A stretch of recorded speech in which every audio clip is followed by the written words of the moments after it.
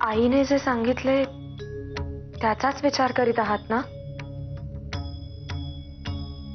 होय. एक विनंती करावयाची होती.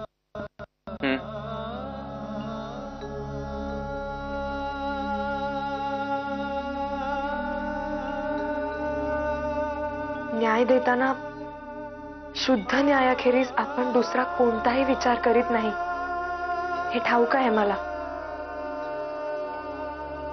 पण तरीही असे सांगायचे होते की आपण आमचे कोणतेही दडपण घेऊ नये. रमाबाई,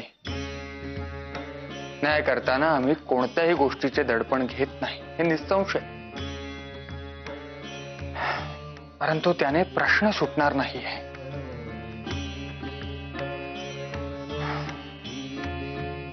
शंभर एकर जमिनीच्या खटल्याचा निकाल आपल्या विरोधात लागणार हे तळेकाटेचे सरपंच गोपाळराव मनोहर यांना पक्के ठाऊक होते आणि म्हणूनच त्यांनी अत्यंत चतुराईने प्रथम दाजीशी सोयरी करण्याचा प्रस्ताव मांडला.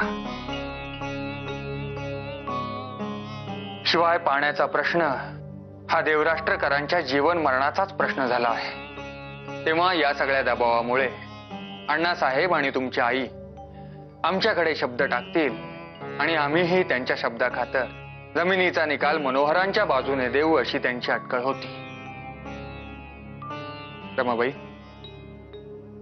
एक गोष्ट तुम्हीही नीट समजावून घ्या. तळेकाटेच्या सरपंचांचा निकाल त्यांच्या विरोधात लागला म्हणजे दाजी बरोबरची सोयरीक ते मोडतील. शिवाय नदीच्या बांधाचा प्रस्तावही नाकारतील अशी शक्यता आहे.